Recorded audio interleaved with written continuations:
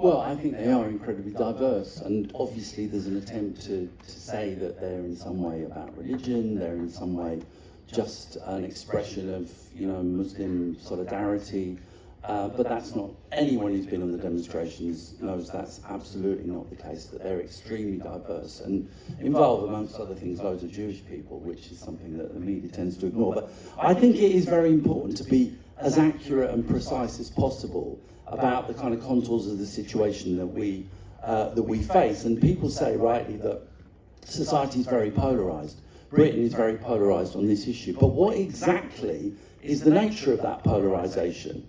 If you look at the polls, they show that 85% of the population support the demonstrators' calls for a ceasefire. And actually what I think you have is a polarisation which essentially, I mean it's more complicated than this, but essentially is one between the elites and the establishment and the vast bulk of the population. And that's a polarisation that involves, it's not an equal thing. I mean, it's unequal in both directions, but we have the overwhelming majority of the people of this country on our side. And I think, how do we explain the kind of commitment of the British establishment to the ongoing genocide, and very destructive it is to them and corrosive it is to them? Indeed, I think there is a Jewish lobby, there is an Israeli lobby, there's no question about that, it has influence. But I think being a lobbyist in Washington or Whitehall for the Israelis is the easiest job in the world. Because the fact of the matter is that the British ruling class and the US ruling class need Israel. That's the essential dynamic of the process here. They need Israel. Israel is the watchdog for Western imperialism in the Middle East. They're already on board because it's part of policy. And that explains a number of things. It explains why it's so important that we carry on protesting here, because Britain is the US's second most important supporter on this question. But it also explains the things that Craig's saying about why this struggle is so, is so bitter and so hard in many ways. Because supporting Israel is a crucial part of the Western imperialist architecture.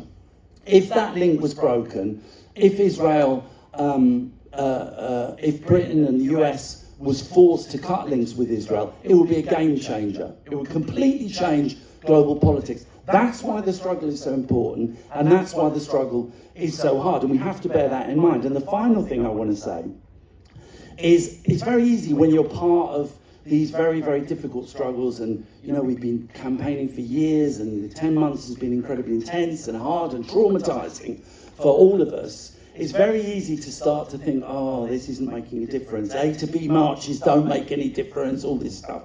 I think we need to totally reject that, because the reality of the situation is that Israel is isolated on the world stage in a way it has never been before. It's a qualitative shift. It's a complete break in the history so far. There's never been a time when Israeli hegemony in the Middle East, when Israeli profile on the world has been at such a low ebb. They're winning militarily in a sense, although there's even a sense in which they're not, but they're losing politically. And the reason they're losing politically is because of all of you.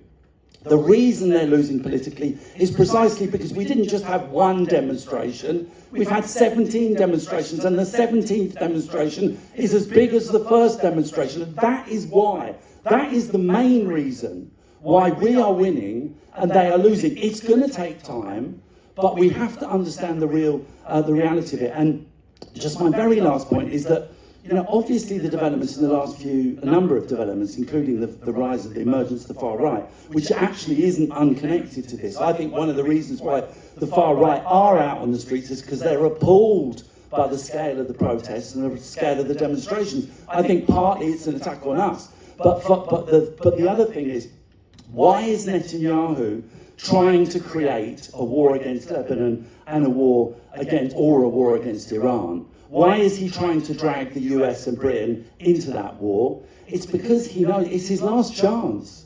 It's because he knows that the Gaza operation, for all its brutality and destruction and disastrous impact on the population, it is running out of steam. It is falling apart.